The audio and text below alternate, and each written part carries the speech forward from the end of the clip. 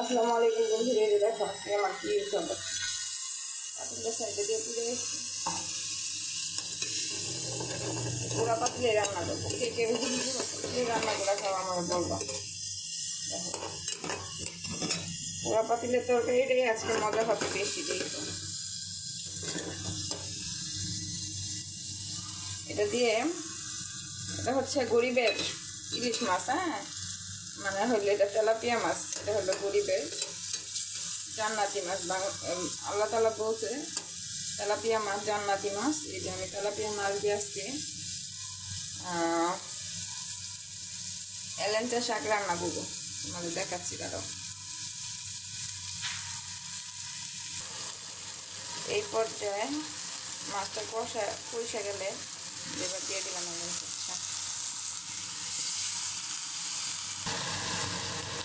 এটাকে একটু নেড়ে দিয়েছি আমি অফ ক্যামেরায়। এই যে এখন একটু নরম হয়ে যেতেছে মাছটা, আমি ভেঙা ভেঙা দিব, তোমাদেরকে ফাইনালি লুকটা দেখাবো। এই শাকটা কিন্তু সবার জন্য অনেক উপকার, এলেঞ্চা শাক বলে, মানে একটু শাকটা তিতো।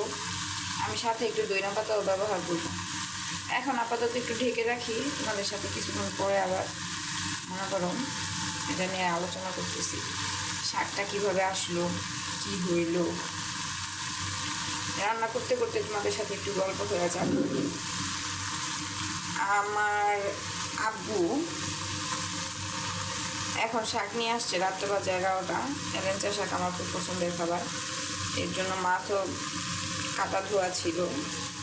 কিছু শাক, অল্প কিছু শাক নিয়ে টুকটাক করে আমি রান্নাটা বসাই দিলাম।